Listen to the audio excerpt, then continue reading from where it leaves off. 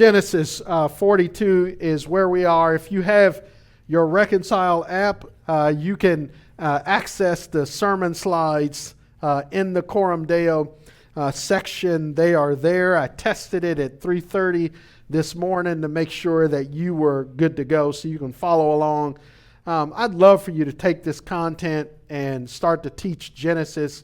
We've got Nadine, who used to be here with our church. She and her sister are teaching Genesis to about maybe 7, 10 young ladies that are now in this Genesis group, and they're using our Genesis content as the context and content for that particular study. So that's what this is about. This isn't about me pontificating on Sunday mornings. This is solely about what you guys will do with the Word of God in your personal lives.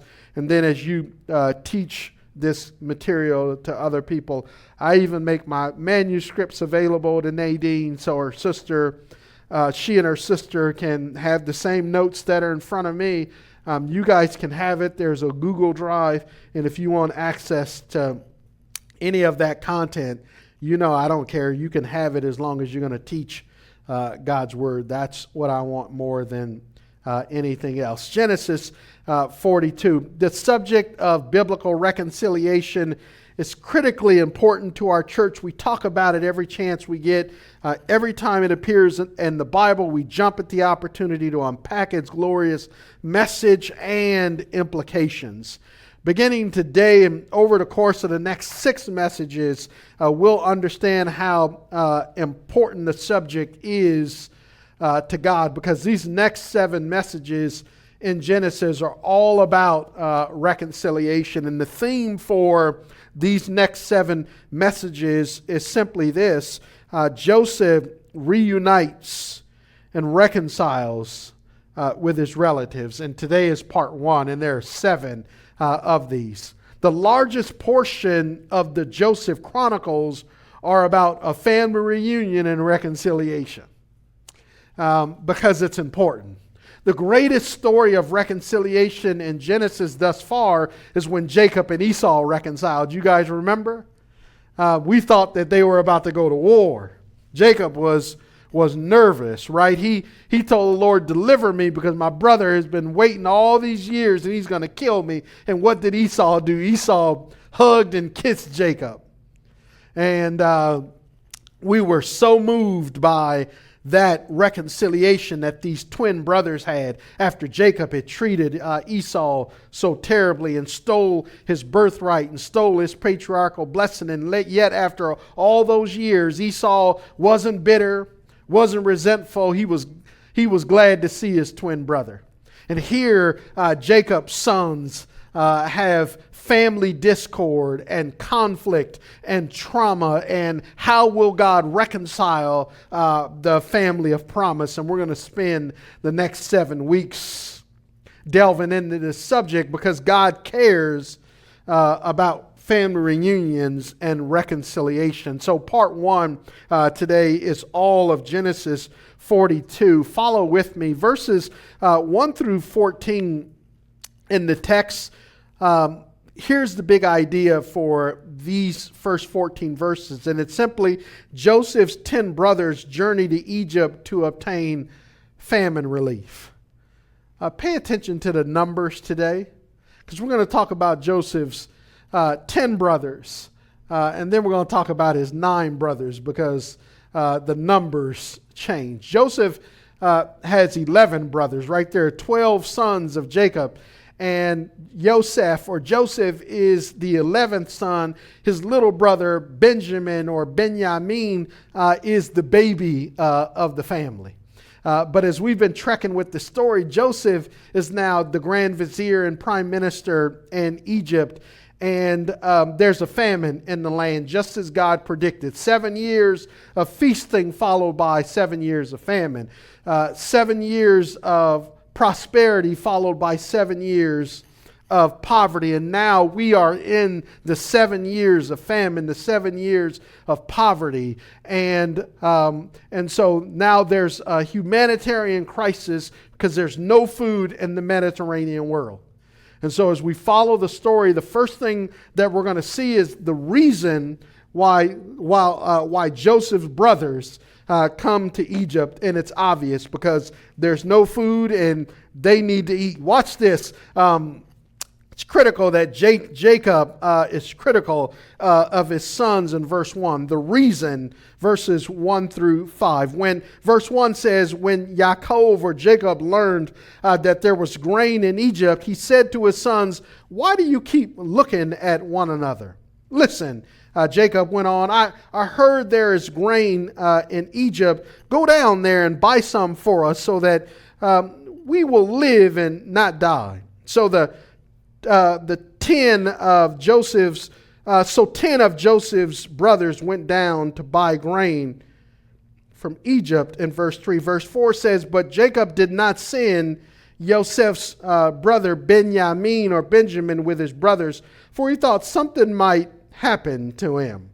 So the sons of Israel were among those who came to buy grain, for the famine was in the land of Canaan.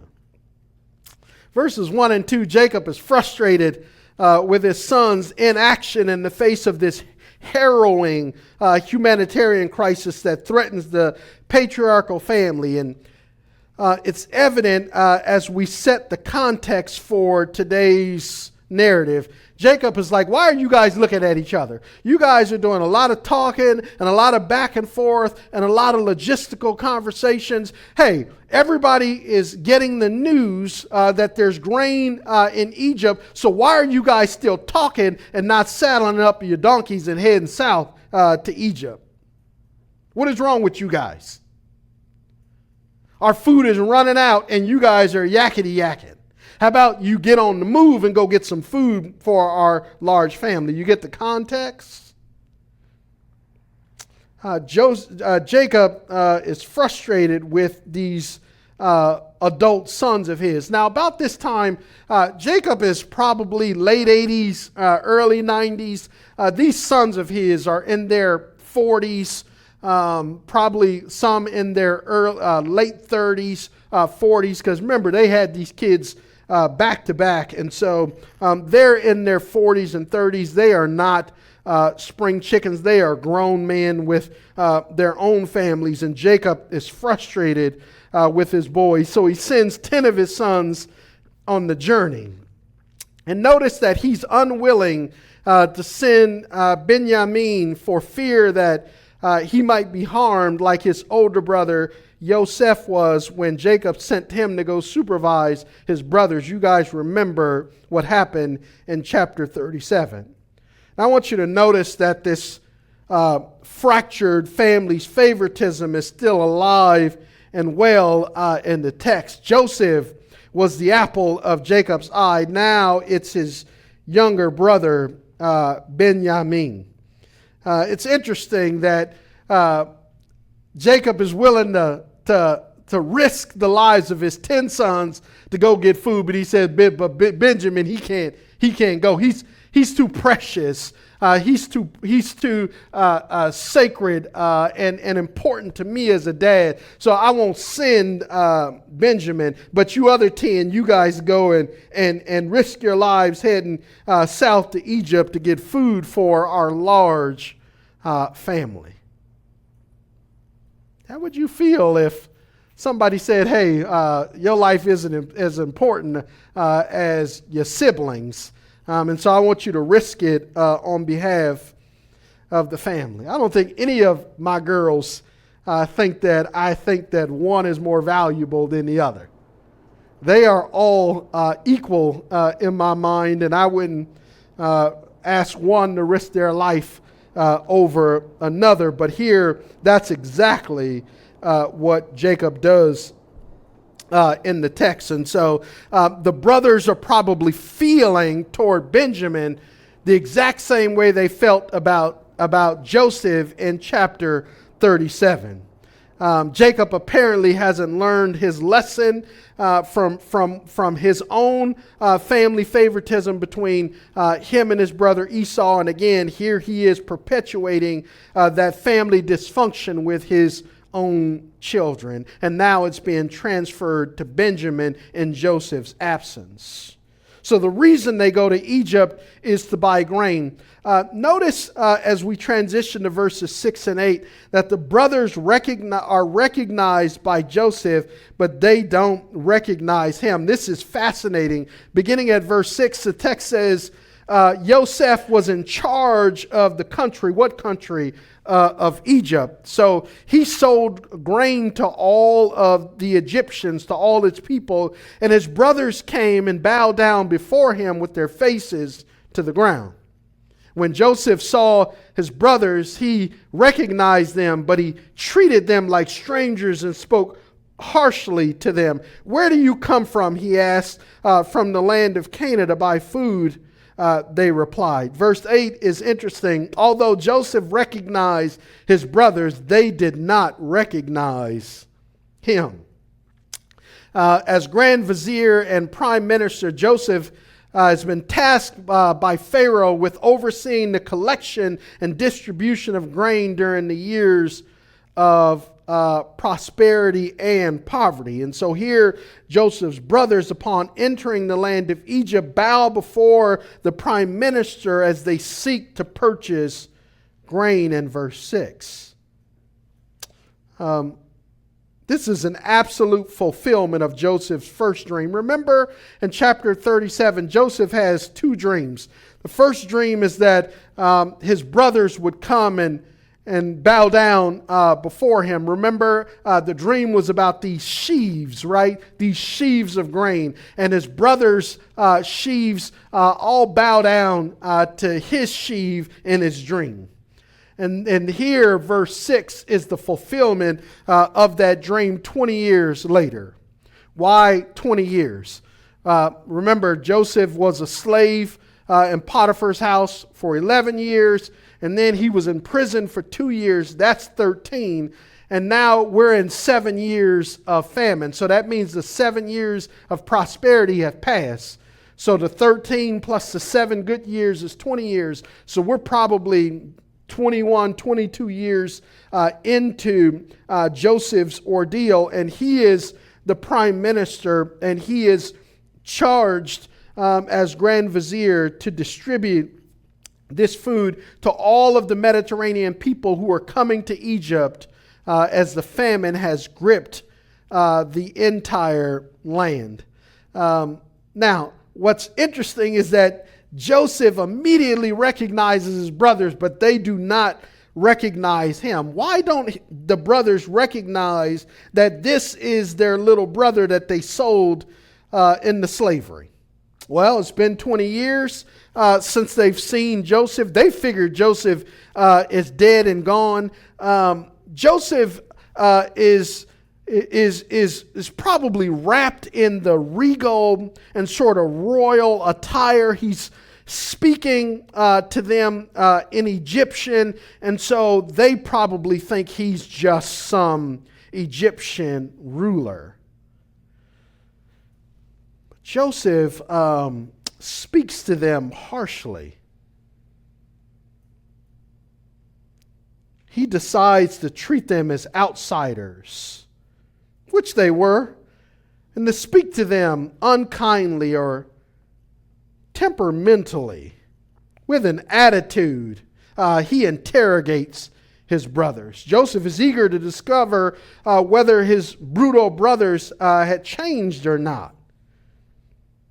And so again, they don't recognize him, but he recognized them. He's decked out in all of the Egyptian regalia and of the Pharaoh's court, and so it's understandable that they don't recognize him. They are standing before their brother, and they don't even know it.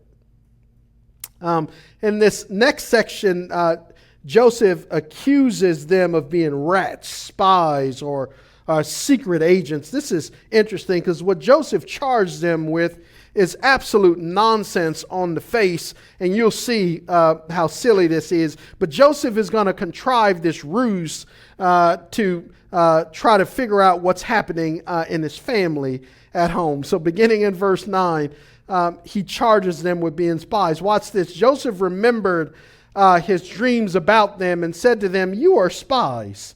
You have come to see the weakness of the land. No, my lord, your servants have come to buy food." The brothers say, No, Prime Minister, you've got us all wrong. We're here for one reason only, and that's to buy grain. Verse 11, they say, "No, we are all sons of one man. We are honest. We are your servants are not spies." That's interesting. We'll come back to verse 11. Verse 12 said, Joseph replies, "No," he said to them, "you have come to see the weakness of the land. You've come to spy on us." Verse 13, they rebut that. They say, "We, your servants, were 12 brothers, the sons of one man in the land of Canaan. The youngest is now with our father, and one is no longer living." Then Joseph said to them, "I have spoken, you are spies." With his brothers prostrate before him, Joseph remembers his dream in chapter 37 about his brothers bowing down before him. And so he launches into this remarkably extended ruse by claiming that his brothers are rats, they're spies, they're undercover agents on a mission to discover Egypt's vulnerabilities for their geopolitical enemies. Joseph's claims are silly and sensational on the face of it. No one would send 10 brothers who are starving for food to act as spies in the very land they need to purchase food from. This is nonsense what they're being charged with. But what is interesting is that Joseph keeps the charade going because he's trying to get information as he interrogates his brothers. If someone claims that God doesn't have a sense of humor, they haven't read their Bibles. Back at verse 11, after they are rebutting Joseph's claims that they're spies, the brothers say, "We are all sons of one man." True. "We are honest. Your servants are not spies." Yes, they are not spies. Yes, they are the sons of one man. But are they honest? Can you imagine hearing Joseph's brothers prostrate before him, making the case about how honest they are when it was their dastardly deed that sold him into slavery to begin with? He's in Egypt because they sold their own flesh and blood into slavery. And here they are 20 years later saying, "Oh no, we're honest men. We're the sons of one man. We're not spies. We tell the truth. We do honorable things." And they're telling that to the person they sold into slavery. Again, I mean, somebody's got a smile on their face. This is biblical humor at its finest. So are they honest men? I mean, they're telling the truth. They're not there to spy out the land. They're telling the truth. They are the sons of one man. They're telling the truth. It is 12 brothers. And yes, the younger brother is at home with their father. But notice that they say to Joseph, "And one of our brothers is no more." In other words, one of our brothers has died. So there's just 11 of us. That is narrative irony at its finest. They're standing before Joseph and they're telling Joseph that he's dead. And they have no idea and I'm wondering. So I'm yelling at the Bible this week saying, what is Joseph thinking? I mean, because when somebody is telling you that you no longer exist, what mentally and emotionally must be happening inside of a person when your own flesh and blood, when your own relatives think you're dead? Because of what they did to you, not because of some natural situation or some accident, but because of what they did to you. I just kind of tried to sit in Joseph's situation. And he's got a total charade going on. This is a ruse. This is a racket. This is a gamut. And he's trying to pull this off. And I wonder, while he's trying to play this role so that his brothers don't recognize who he is, he's probably in a mental and emotional wreck. He didn't wake up that day thinking, I'm going to see my brothers. And now his brothers are before him, and the flood of the dream that God gave him in chapter 37 is overwhelming him, and his brothers are telling their story. Now he realizes that his little brother, Benjamin, is alive. Now remember, Jacob had 4 wives, and Leah has 6 of the kids, right? Well, she's got 6 of the boys and Dinah. And then Bilhah has got 2 boys, and Zilpah has got 2 boys, and Rachel, the wife that Jacob actually loved and cherished, has 2 boys. Rachel's 2 boys are Joseph and Benjamin. They are the apple of their father's eye. And now that Joseph is believed dead, now Benjamin is now his father's pride and joy. Joseph is concerned about Benjamin because they got the same mom and same dad. His 10 brothers before him, they're his half brothers. Same dad, different moms, right? So Joseph is concerned about my full brother Benjamin. How's he doing? Or have my brothers who treated me with treachery, have they also done the same thing to my little brother? You see where Joseph's motivation is? So he's concocting this whole scheme to try to get at that information about Jacob, about his father, and about his little brother Benjamin. And so he disregards this blockbuster news that they just dropped on him, and once again confirms his suspicion that they're rats, they're spies, they're undercover agents. Now, Joseph doesn't do a good job keeping his composure for long because in this next section, they are going to show some remorse.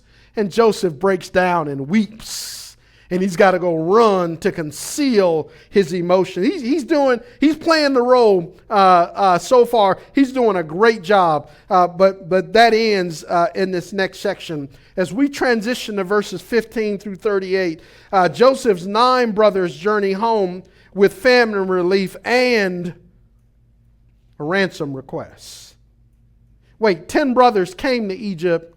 Only 9 of them are going home. What's going on in the text? Well, follow along in verses 15 through 20 because the brothers are tested by Joseph with a ransom request because Joseph wants to see Benjamin. He wants to see his little brother. So he's got to figure out, how do I get Benjamin to Egypt so I can have this reunion with not just my 10 brothers but all 11 of them. So watch Joseph cook up this interesting scheme to get Benjamin to Egypt. So verses 15 through 20, this is how you will be tested, Joseph says to his 10 brothers, as surely as Pharaoh lives, you will not leave this place unless your youngest brother comes here. Send one from among you to get Benjamin, and the rest of you will be in prison so that your words can be tested to see if you are true. You guys say you're honest men? Well, go get your little brother and bring him here, and then you'll be proven that you're honest men. If they are not honest men, then as surely as Pharaoh lives, you are spies. So Joseph imprisoned them together for 3 days to give them time to think about his proposal, his ransom request. On the 3rd day, watch this, Joseph said to them, I fear God. Do this and you'll live. Joseph is going to change his proposal. He's going to invert it.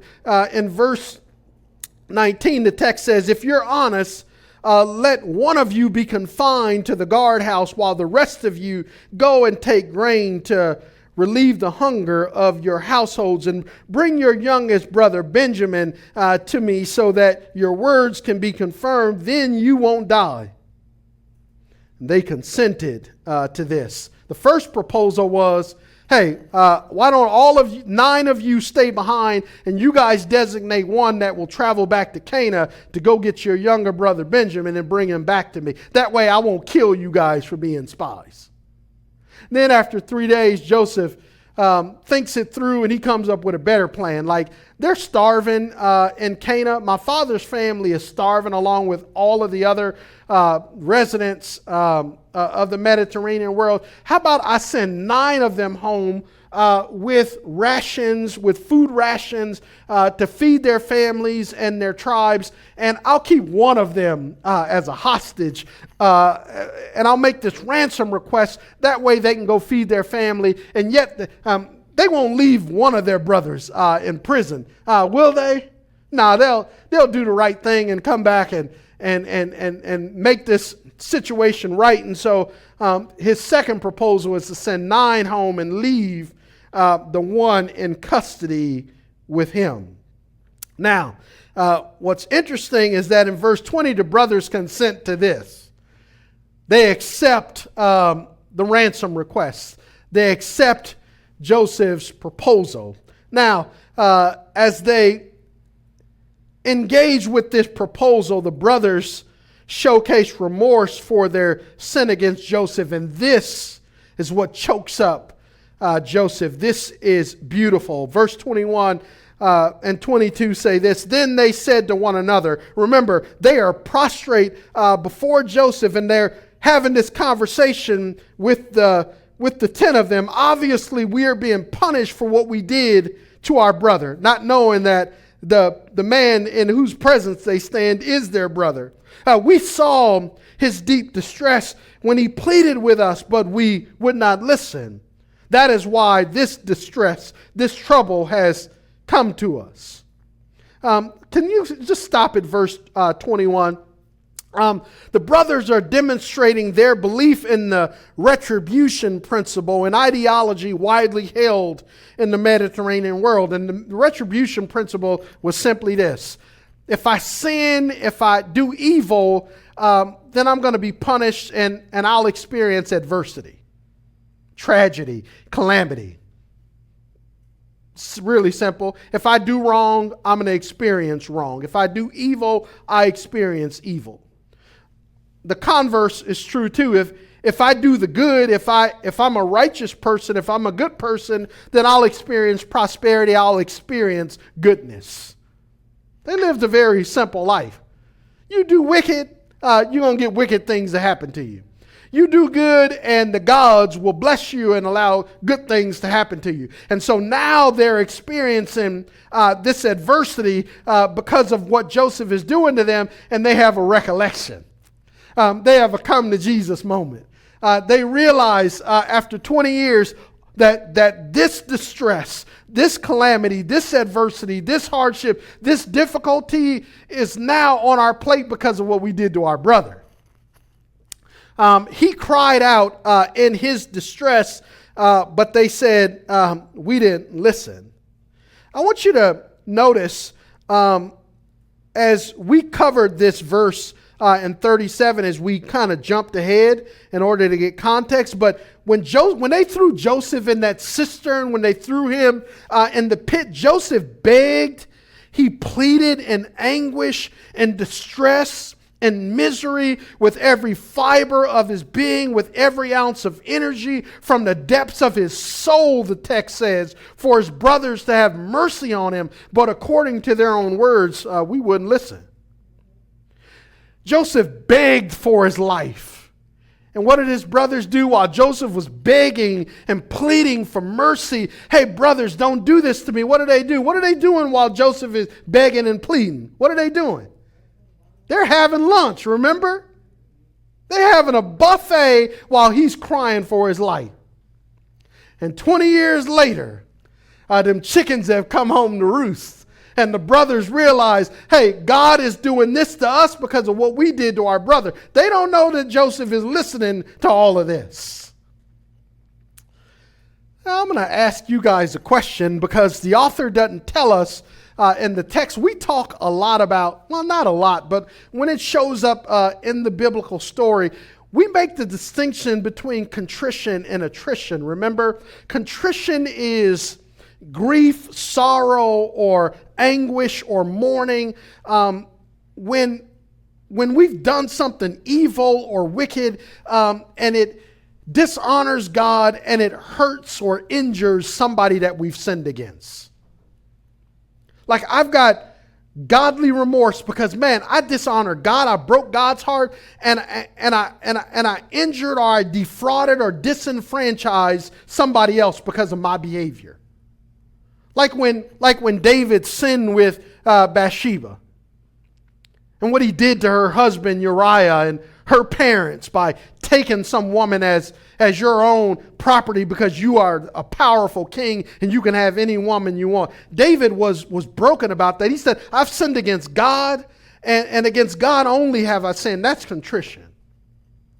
Attrition is the opposite. Attrition is when we have grief, sorrow, mourning, or anguish because we've done something wicked, we've done something evil, and now we're confronted with the consequences of our behavior. Now I have to suffer for what I've done. And so my grief is not because of what I did to God or because of how my actions impacted others. The only thing I'm sad about is that look at what I got to deal with. Are the brothers experiencing contrition or attrition here? There's no right or wrong answer. I just wanted to throw it out there because it's fascinating. Because it doesn't appear to me like it's contrition, because where was this remorse? Where was this grief? Where was this sorrow the previous 20 years? Where was it? There wasn't a hint of sorrow. Nobody said anything about what they did to Joseph. But now that all hell is breaking loose, now they having a come to Jesus moment. I don't think this is contrition at all. I think it's attrition, but maybe it's a little bit of both. Maybe scholars are torn. They think that the brothers are genuinely remorseful for what they did to Joseph. And even Joseph is convinced. How do we know? Verse 22, this is beautiful. Reuben says this, before we get to Joseph, Reuben says, nah, I'm been in it and I ain't in it. Verse 22, Reuben replied, didn't I tell you not to harm the boy? But y'all wouldn't listen. Now we must account for his blood. Reuben is like, no. I'm not remorseful. I wasn't in this. I told you guys not to harm Joseph. I told you to let him go. And when I came back, he was gone from the pit. You guys had sold him into slavery. I'm not owning this. You guys did this. The 9 of you guys are owning this. I'm bidding it. I'm not in this one. I'm Lee and I can't see this. Y'all not implicating me in what you guys did to Joseph. I'm the oldest brother. I know I'm responsible for all the brothers, but I'm not owning this one. Reuben, he backs out. He's like, no, you guys need to be remorseful. I had nothing to do with this. Verse 23 and 24 are just spectacular. Verse 23 says they didn't realize that Joseph understood them. He speaks their language. They come from the same tribe. Just because he's Egyptian doesn't mean he doesn't speak Hebrew or whatever language the Jacobites, the Israelites spoke. Since there was an interpreter between them, they think Joseph only speaks Egyptian. Not only do they not recognize Joseph, but they don't recognize or realize that he understands every word that they say. Isn't it interesting when you are around people who speak in a foreign language that you understand, and you come to find out they talking about you, and they don't know that they talking about you? That's what's happening in the text, though they're not talking about Joseph. They are. Well, yeah, they are. They're talking about him, but they're not talking about him in a negative way. Verse 24 is beautiful. He turned away from them and wept.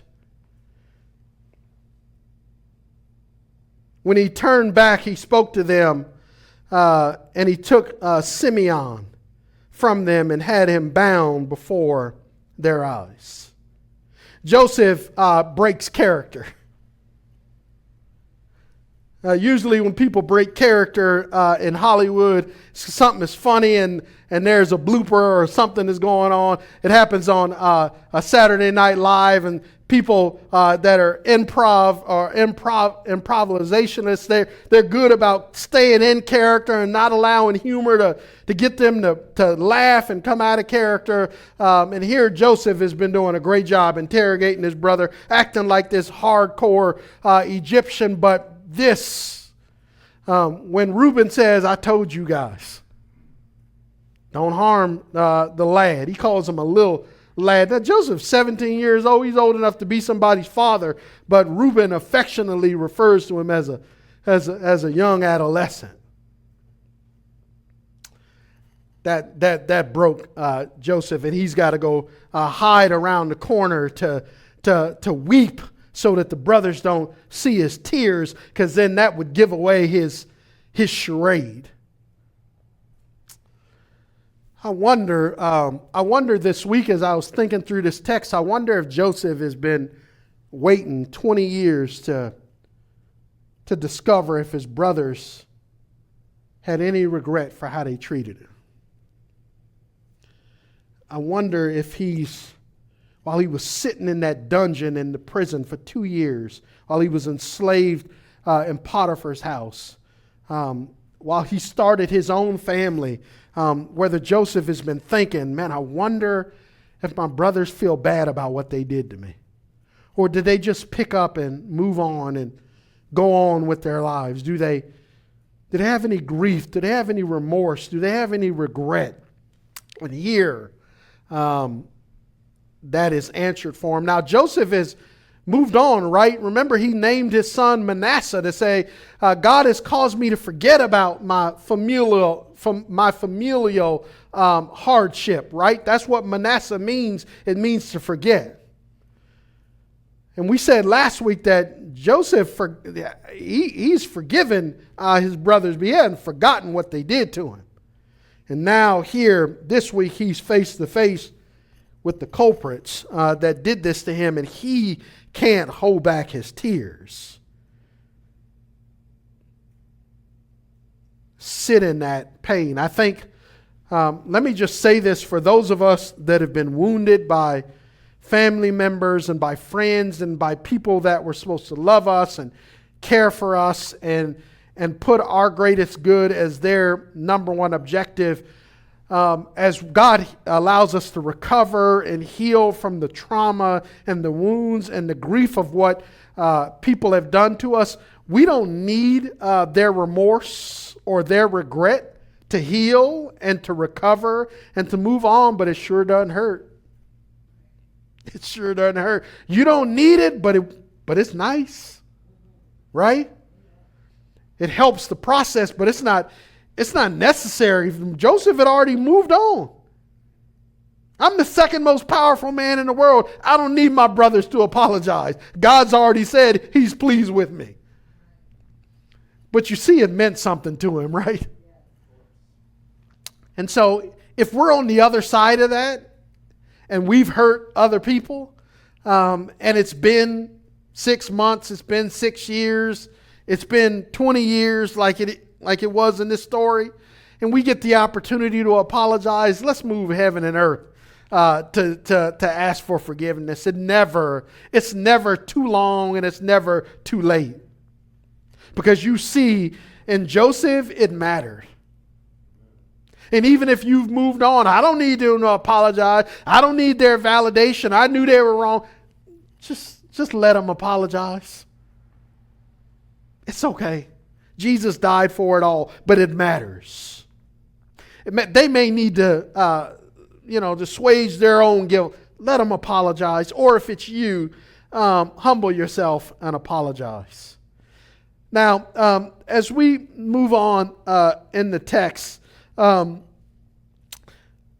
brothers return home with famine and relief, but they also find an unanticipated blessing. Look at verses 25 through 28. This is unbelievable. Joseph gave orders as he binds Simeon and says, you're staying here with me, Simeon, but the rest of the 9 of you get to go home. Why does Joseph detain Simeon? Why him out of the 10 brothers? I mean, did he go eeny, meeny, mighty, mo, pick a tiger? Catch a tiger by the toe.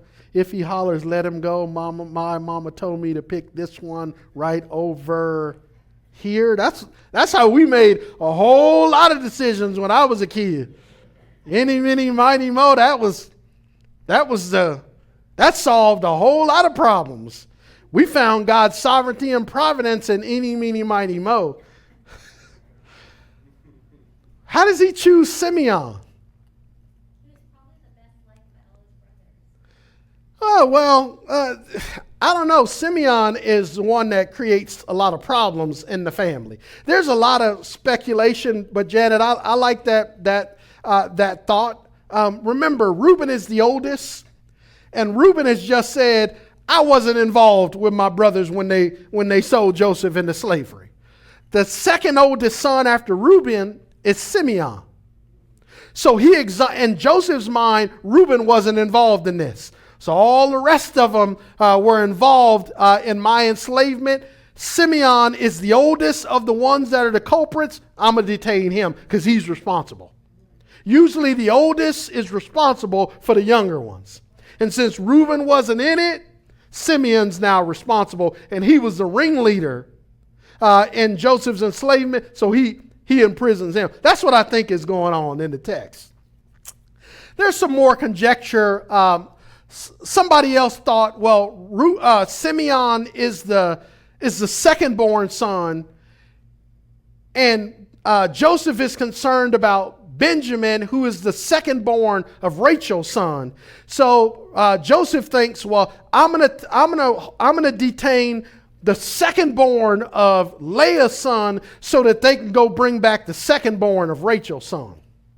Some people think that that's what's going on. I'm gonna keep the second so that they go get the second. I don't know if that's what's going on. I think the first thing I mentioned is probably what's going on. He owes Simeon responsible to lead his brothers to not do what they did to him, and so he holds him culpable for what the rest of them did. And so he gives, verse 25, Joseph gave orders to fill their containers with grain and return each man silver in his sack. Don't miss that. And give them provisions for their journey. This order was carried out. And so they loaded the grain in their donkeys and they left there.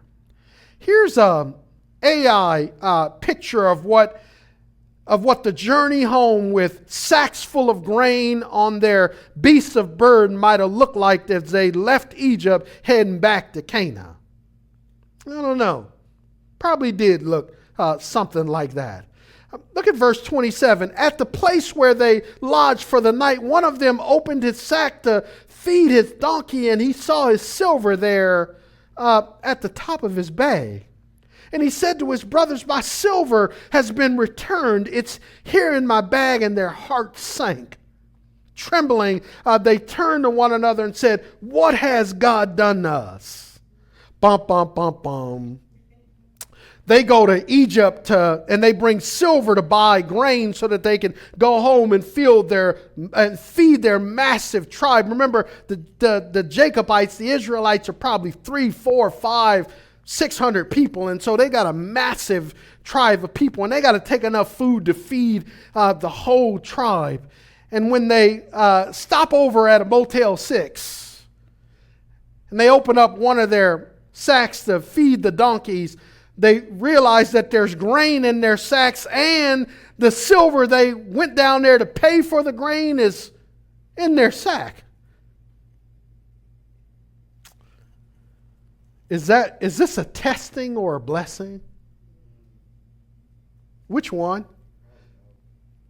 Probably both. I like that, Tim. I think it's probably both. But to them, they see it as a testing. Notice that their hearts sank. They are noticeably trembling. They're shaking in their boots. Why? Because Joseph has already accused them of being spies. He said, if you don't return, I'm going to kill all of y'all. Now, with their silver in their sack, now Joseph can claim, not only are you spies, but you thieves. I gave you grain and you didn't pay for that grain, you stole it. So they got a problem on their hands. And they're quaking in their boots. And they attribute their, what has God done to us? Why is God against us? This adversity can only happen to us because God is allowing it to. Man, oh man, the brothers are between a rock and a hard place, but is it a blessing? Is Joseph saying, hey, I want to feed my family in Canaan, and I want to send you a financial blessing. This first feeding is on the house. Your money's no good here. I'm an Israelite like you guys. Your money is no good here. I agree with Tim. I think it's a little bit of both. It's a blessing and a testing. But they don't see it like that. They see it as a negative circumstance and situation. So now the brothers get home and they recount the details of their Egyptian journey with Jacob. But notice this in verse 29. When they reached their father Jacob in the land of Canaan, they told him all that had happened to them. The brothers don't tell Jacob everything. Notice that they're selective about the details that they share with their father. Why? Because they need Jacob to feel comfortable about the experience they had in Egypt. Because what do they need Jacob to do? They need him to give them permission to take Benjamin back to Egypt. And Jacob already said, I'm not sending him. That's why he didn't send them with him on the first trip. So they got to sugarcoat their experience to make it look good so Jacob can move off of his reluctance to send Benjamin. You get it? So look at how they sugarcoat their experience. Here's what they tell him in verse 30. So the man who is Lord of the country, Dad, your 11th son, he's the Lord of the country. He spoke harshly to us. He was unkind. He was temperamental. He was rude to us. And he accused us of spying on the country, but we told him, we're honest men. We're not spies. We are 12 brothers, sons of the same father. One is no longer living, and the youngest is now with our father in Canaan. The man who is the grand vizier, who is the prime minister of the country, said to us, this is how I will know that you are honest men. Leave one brother with me. Take food to relieve your hunger in your households and go. Bring your youngest brother to me, and I will know that you are not spies, but honest men.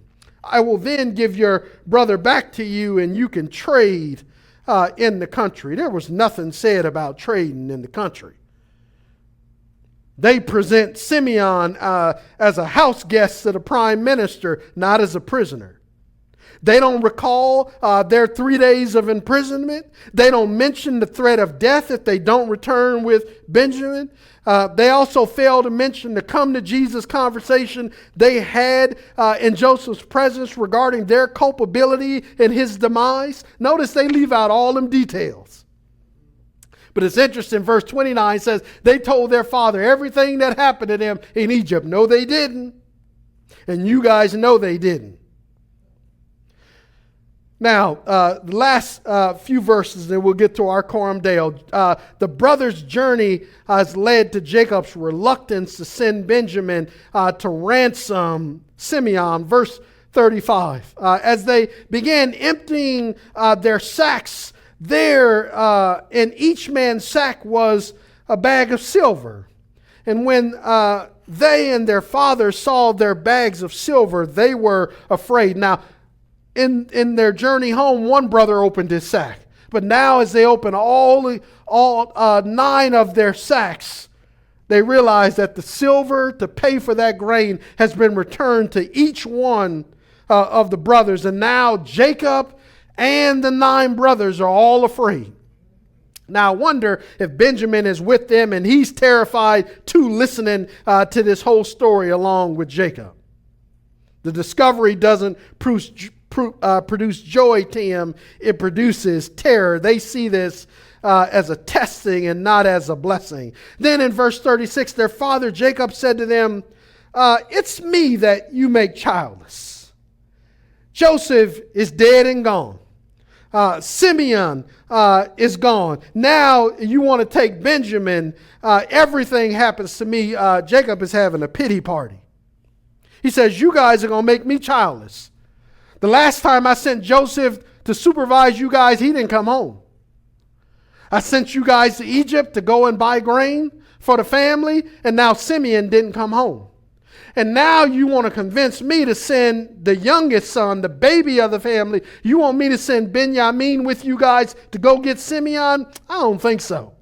Every time I send my boys away, one of them doesn't come home. He says all of this adversity, all of this stuff happens to me. I'm the father here, and all of this tragedy is happening to me. Verse 37, then watch Reuben. This is interesting, and you guys know how Reuben is by this point. Then Reuben said to his father, you can kill 2 of my sons if I don't bring Benjamin back to you. Put him in my care, and I will return him to you. Reuben says, Dad, I know Benjamin is your pride and joy. I know he's the baby of the family. I know you didn't want to send him on the first journey, and you certainly don't want to send him on the second journey. But here's a compromise. Entrust Benjamin to me, we'll go down there and get Simeon. And if I don't bring Benjamin back to you, I've got 2 boys of my own. You can sacrifice them on an altar if I don't bring Benjamin back to you. Now, that sounds magnanimous, doesn't it? But that's pretty stupid, isn't it? Because Reuben's 2 sons are Jacob's grandsons. What sort of consolation prize is it to lose one son and then you're gonna sacrifice and kill 2 of my grandsons as a consolation for having lost my son? That sounds dumb, isn't it? And Jacob dismisses that altogether. I'm not trying to lose 2 of my grandsons on top of the 2 sons I've already lost. Are you out of your mind? But Reuben's trying to get on his dad's good side, because remember what Reuben did as he defiled Bilhah earlier back in chapter 35. Remember, he's still trying to get his birthright back. He's trying to do everything he can to get on Jacob's good side so he can get his birthright blessing back. But Jacob dismisses Reuben's counter proposal to let Benjamin come with him and entrust him to his care. Then in verse 38, last verse, but Jacob answered, my son Benjamin will not go down with you, for his brother Joseph is dead, and he alone is left of Rachel's 2 sons. I had 2 sons with Rachel. One of them is dead. He alone is left, and I'm not sending him with you. If anything happens to him on your journey, you will bring my gray hair down to Sheol in sorrow. Jacob says, I will die if something happens to Benjamin. I will die of my grief and of my sorrow, and my next destination will be the underworld in Sheol. Nope, it's not happening. Thanks, Reuben, but no thanks. You guys are not taking Benjamin. Now, this would have frustrated the brothers, because notice Jacob says nothing about Simeon. It's okay, Dad, for you to say, no, we can't have Benjamin, but then what's the plan to rescue Simeon? And notice Jacob is radio silent about how they rescue Simeon. Dad, if you don't like our plan, what's your plan? You can't just say no. You got to come up with a plan. You don't like ours, what's yours? And notice Jacob has got no plan to rescue Simeon. And the brothers are probably not happy with that, because they gave their word they'd be back with their little brother. And Simeon is being held hostage and as a ransom for Benjamin. Here's a simple, straightforward Coram Deo. Here's how we live this long message today in the presence and before the face of God. God cares a lot about family reunions and reconciliation. How do we know? Because we're going to talk about it for 7 weeks. God hadn't spent this much time on any subject in Genesis. So that just tells us how important the theme, the topic, the subject matter of reconciliation is to God. It's our language. It's why we named our church Reconcile Church, because this is a theme, a thematic thread throughout all of the Bible. And it doesn't begin in the New Testament with Paul. The Apostle Paul is the apostle of the ministry and the message of reconciliation. None of the other apostles even mention reconciliation, just Paul. But you see, it doesn't start with Paul. It starts with Genesis. It starts with Bereshit. It started with Jacob and Esau reconciling. And now we're going to go on this journey to see how these brothers are reconciled to each other. And so this is an important topic to God, and it ought to be for us. Let's embrace the cruciform, cross-shaped gospel. Cruciformed is basically a cross-shaped gospel. Vertically, if you think about the cross of Jesus, it has a vertical beam. Vertically, God will reconcile divinity to humanity. And then on the cross of Jesus, there's a horizontal beam on which his hands are fastened. Horizontally, God will reconcile humanity to humanity. And this is our gospel. This is our paradigm of reconciliation, that our mission as a church is to go into the world and reconcile lost people back to God, and then to reconcile the nations and people to one another. That theme, that subject, that topic is rooted in the Genesis story. God, we love you. What an amazing story of reconciliation in this text. God, would you show up in the life of our church, and would you make reconciliation real for our church and for people that are far from you, that need to be reconciled to you. So God, use us as your agents to bring that about. You are so worthy to be praised, oh God, and we thank you for all that you're doing in this story as Joseph and his brothers reconnect and recalibrate their lives together. Thank you for the remorse that they showed as they came together as a family once again. So God, would you have your way in our story? Use us as your agents of reconciliation. We want to be used by you so that people that are far from you might come to know you as Savior and as Lord through our gospel presentation. So Lord, use this story. Use our life. Use our lips. Use our love to lead people to you as Savior and Lord. We ask it all in Jesus' name. And everybody said, amen.